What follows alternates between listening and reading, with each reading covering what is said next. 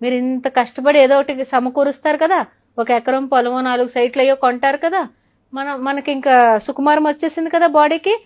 ఈ తరం చేస్తున్నారు అలాగా. కావాలంటే బయటకు వెళ్ళి అడగండి, ఏం కష్టపడతాంలో 1 ఎకరం అమ్ముకుందాం. లేకపోతే కమర్షియల్ స్పేస్లు నాన్నగారులు తాతగారులు ఏ కొని పెడుతున్నారు కదా, రెంట్లు వచ్చేస్తున్నాయి కదా, ఏం కష్టపడతాంలే. You people are crazy, why are you working so hard?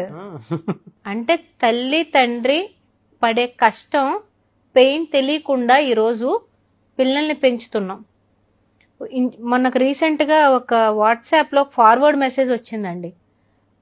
ఒక వ్యక్తి ఒక మల్టీనేషనల్ కంపెనీకి ఇంటర్వ్యూకి వెళ్ళాడంట.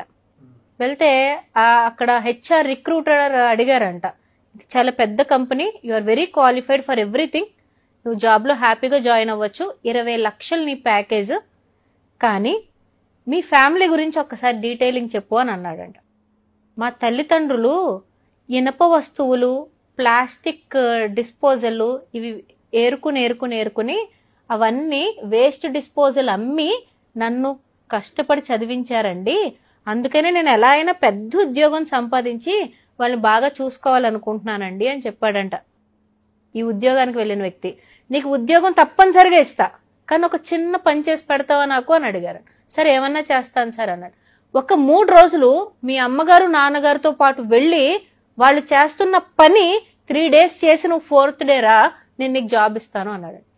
ఫస్ట్ డే ఈవినింగ్ కండి, ఈ ఎంఎన్సీకి జాబ్ అప్లై చేసిన వ్యక్తి ఫస్ట్ డే ఈవినింగ్ కి చిన్న గాజు పెంకు గుర్చుకుని ఒక చిన్న ఐరన్ రాడ్ గీసుకునేటప్పటికి విలవిలవిల్లాడిపోయి హాస్పిటల్కి వెళ్ళిపోయి ఫస్ట్ ఎయిడ్ చేయించేసుకుని తల్లిదండ్రుల కాళ్ళ మీద పడిపోయి, ఇంత కష్టపడి ఇంత కోసుకుని ఇంత ఇనుముల గాజు పెంకుల మధ్యలో మీ రక్తాన్ని దారపోసి నన్ను చదివించారా అన్న పెయిన్ ఒక రోజు ఆ పనికి వెళ్తే తెలిసిందంటే ఈ పిల్లోడికి.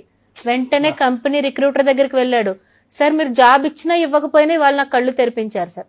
నా తల్లిదండ్రులు ఎంత రక్తం చిందించి నాకు ఈ రూపాయి సంపాదించారో నాకు ఇప్పటి వరకు నిజంగా తెలియదు. వాళ్ళు కష్టపడుతున్నారని తెలుసు కానీ చేతులు బొబ్బలు వచ్చేసి కాళ్ళు రాసుకుపోయేంతలా కష్టపడుతున్నారని నాకు తెలియదు సార్. ఇది సాఫ్ట్వేర్ ఎంప్లాయీస్ కూడానండి. ఏ సాఫ్ట్వేర్ జాబ్ అంటే ఏసీలో కూర్చోవడం అనుకుంటున్నారా? బుర్ర ఎట్ ద పీక్ స్ట్రెస్ లో ఉంటదండి. 4 బస్తాలు ఇసుక మోసినప్పుడు ఉన్న ఫిజికల్ కష్టం ఎలా ఉంటుందో సాఫ్ట్వేర్ లో ఒక చిన్న బగ్ ఎంటర్ అయినప్పుడు బుర్ర మీద అంత ప్రెషర్ ఉంటది. మరి ఈరోజు పిల్లలు అమ్మకి నాన్నకి ₹1,00,000 జీతం పడితే జొమాటోలో ఆర్డర్లు చేసుకుంటారా? అమెజాన్ లో కూర్చుని గేమ్స్ కొనుక్కుంటా ఉంటారా?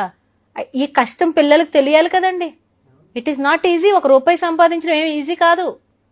అలాంటి కష్టాలు తెలియకుండా ఫ్యూచర్ రెడీనెస్ చేయకుండా చిన్న దెబ్బలకి ఊరికి తలుపు సందులో ఏలు పెట్టడానికే భయపడిపోతా ఉంటే రేపు పొద్దున్న ఇంత పొల్యూటెడ్ సొసైటీని ఎలా ఎదుర్కొంటారు?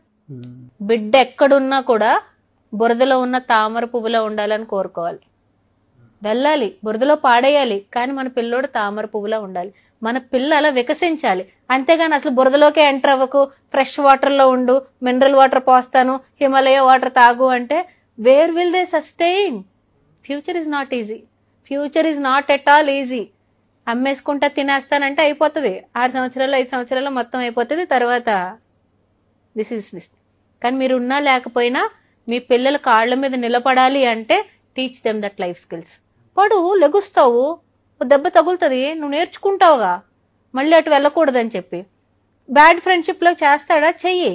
చేశాక అది చెప్పాలి, మనం ఆ లెసన్ చెప్పాలి. నేను ముందర ఎందుకు ఆపలేదో తెలుసా, తర్వాత నువ్వే పాఠం నేర్చుకుంటావని ఆపలేదు.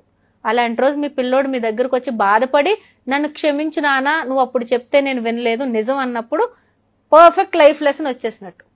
ఇలాంటివి ఏ హార్వర్డ్ యూనివర్సిటీలో ఆక్స్ఫోర్డ్ లో నేర్పించరండి.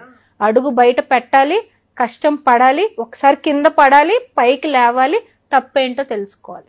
Thank you so much doctor Ashlesha గారు.